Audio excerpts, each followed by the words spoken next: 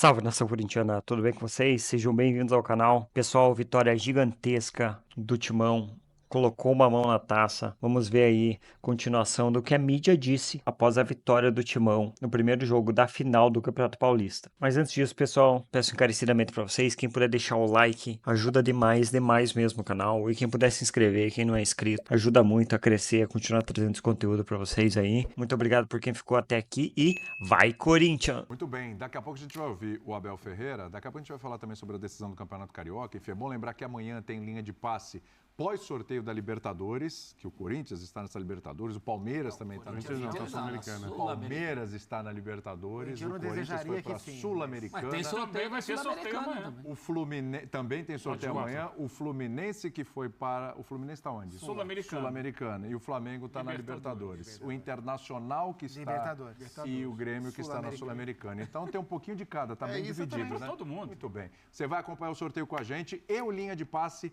na sequência, tá? Falou sobre Memphis. Memphis muito elogiado, tanto pelo Emiliano quanto pelo Ramon, destacando a importância, a entrega, fora de campo também, o que ele fez hoje. É bom que se diga que o Memphis hoje correu, voltou, ajudou a marcar e ainda deu o passe para o gol, né? É aquele jogo para limpar um pouquinho a barra, porque o torcedor estava começando a ficar meio preocupado. E assim, do nosso lado aqui, do nosso papel, é meio básico o que eu vou falar aí. Aliás, é muito básico, mas é criticar quando vai mal e elogiar quando vai bem. E a crítica, ela não é, ou em muitos dos casos, ela não é definitiva ou ela não é sobre o todo, né? Então, assim, no jogo de quarta-feira contra o Barcelona, o Memphis jogou muito mal. O Memphis não só... E quando a gente fala jogou, não é sobre a parte técnica, é sobre a parte competitiva, o quanto ele esteve dentro do jogo, né? Nos jogos de quarta-feira contra o Barcelona e o CV. Sim, 4 jogos. Muito alheio ao jogo no que diz respeito à intensidade. Hoje ele teve uma outra postura, o Corinthians teve uma outra postura, ele teve uma outra postura. Então, assim, no primeiro tempo, quando o Corinthians, até os primeiros 20 minutos, o Corinthians estava com muita dificuldade de sair com a bola de trás. O Memphis, dos 20 minutos em diante, passou a voltar bastante para buscar essa bola e iniciar algumas jogadas e o Corinthians conseguiu sair de trás. Ele teve uma participação mais inteligente, mais ativa, com e sem bola. E deu assistência para o gol em um lance também de muita inteligência, porque o Palmeiras teve um problema no jogo de hoje que eu não estou acostumado a ver o Palmeiras ter com frequência, que é um buraco gigante no meio-campo, na faixa central do campo mesmo. Acho que tem acontecido algumas vezes. Na transição defensiva. Contra o São Paulo, por exemplo, não teve. O Emiliano Martins fez um grande jogo.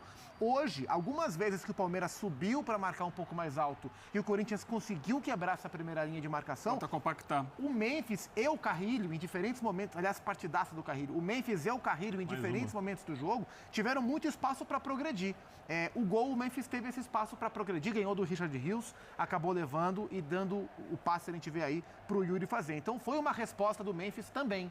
Não só do ponto de vista técnico, porque tecnicamente ele sempre está acima dos demais, quase sempre, mas no entendimento do que o jogo pedia. E aí, um comentário econômico. Opa! O passe para o gol de hoje, a assistência do Memphis hoje, foi a 20ª participação em gol do Memphis no Corinthians, entre gols e assistências. No contrato dele, diz que quando ele atingisse 15 participações, ele ganharia R$ 1.575.201.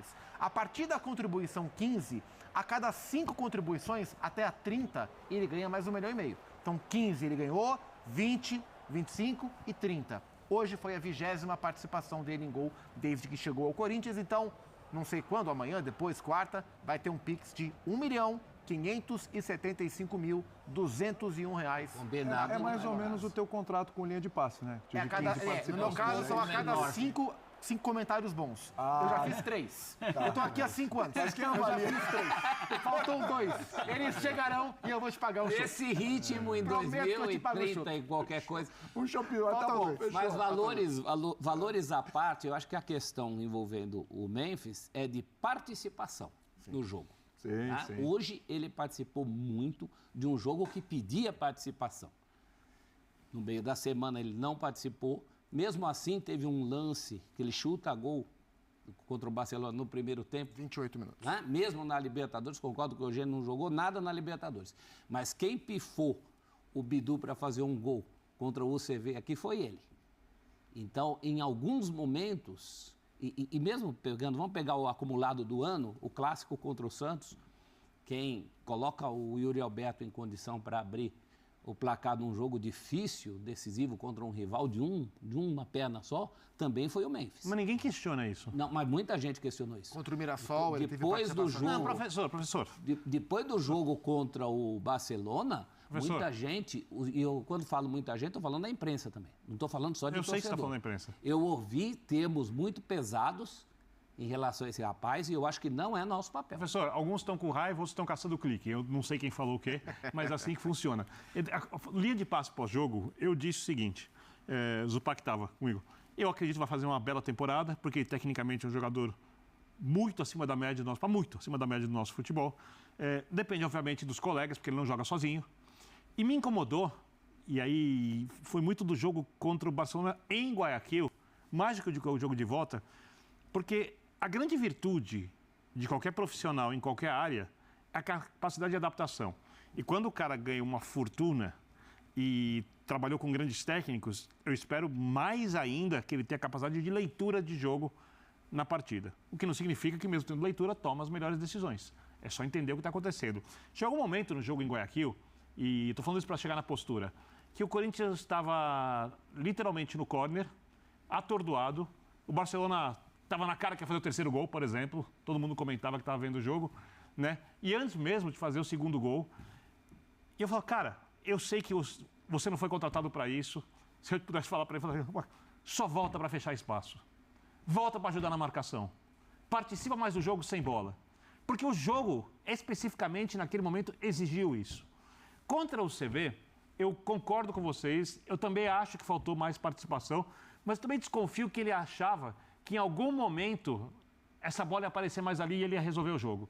Sim. Então eu entendo ele participar um pouco menos e se movimentar menos, né? Como foi contra o Barcelona de Guayaquil. Hoje, acho que por ser o Palmeiras, por ser um time forte, por ser um jogo fora de casa, por conta da pressão, por causa da entrada do Romero, que dá a ele uma outra função, e o Romero volta para ajudar, para formar esse quarteto, muitas vezes na linha de meio de campo, e ele podia se movimentar para procurar mais a bola e também ajudar sem a bola mais, ele teve uma postura diferente. Então, eu acho que as críticas pós-eliminação para o Memphis é a tradicional busca pelo culpado numa situação que tem vários responsáveis pela eliminação. Houve vários responsáveis, o técnico foi o principal deles, a escalação no jogo de ida, a falta de entrosamento da zaga, o problema dos laterais que precisam de proteção e o técnico não os protegeu, como fez hoje, né? A atuação do Garro, que mesmo seja boa, fisicamente não estava bem. Tem um monte de atuações. Agora você olha para quem? Para o cara que ganha mais dinheiro e bota a culpa nele. Agora, ele também teve responsabilidade e hoje ele deu uma boa resposta. Eu acho que não é questão de colocar a culpa, não. Ele não correspondeu ao que se espera dele nesses jogos. Perfeito, mas não foi só ele. Ele foi mal, Óbvio que não foi só ele. É isso. Eu acho que aí colocar a culpa exclusivamente nele é outra história. Assim como quando ele vai Mas ele não bem, ele correspondeu. ganha talvez mais elogios do que outros quando Perfeito. não bem. É o ônus e o bônus. Hoje ele isso. participou da jogada do gol, que é o que se espera dele, e, além disso, participou do jogo sem a bola, que é o que a gente gostaria de ver sempre, e que ele não faz sempre. Hoje, ele decidiu fazer. Mas isso é a dor e a delícia de ter o Memphis. Como era a dor e a delícia de ter o Neto. Então hoje é uma... Um craque, e hoje ele fala do Memphis. O Corinthians tinha alguns problemas quando o Neto jogava em relação a isso, e era um tempo que nem se falava... O futebol dos anos 90 permitia mais isso do que hoje em dia. Nem se fala, é o que eu ia Mas eu acabar lembro de do falar Mário agora, Sérgio. você não me São dois interrompe. Mário Sérgio que pegavam no pé dele por causa disso. Era uma época que nem se falava tanto de recomposição. Então é a dor e a delícia. Isso é exceção. Esse Memphis atento, que volta para marcar, é exceção, porque era o jogo do Palmeiras, primeiro jogo da final do campeonato, na casa do adversário. Não é isso que você tem que cobrar e esperar do Memphis. Então, mas quando ele não entrega isso, nem o diferencial técnico, você tem que apontar que ele não entregou. Claro, mas eu acho que sempre com muito respeito. Eu acho que Esse ano Com é um muito ano... respeito a qualquer jogador. Ele tem bons números, acho que essa foi a 7ª ou a 8ª assistência dele na temporada. Na temporada passada, ele contribuiu com gols, mais do que com assistências. Na atual temporada, ele tem feito poucos gols, mas tem contribuindo muito com assistência. É um outro tipo de participação. Isso também contribui para que a gente veja menos o Memphis nos momentos decisivos, porque ele tem marcado, acho que são 2 gols só na temporada. Que o time ganhe. Mas assim, Resumindo é evidente que o olhar sobre a trajetória do Memphis Depay no Corinthians tem que ser um olhar positivo. Nossa Senhora.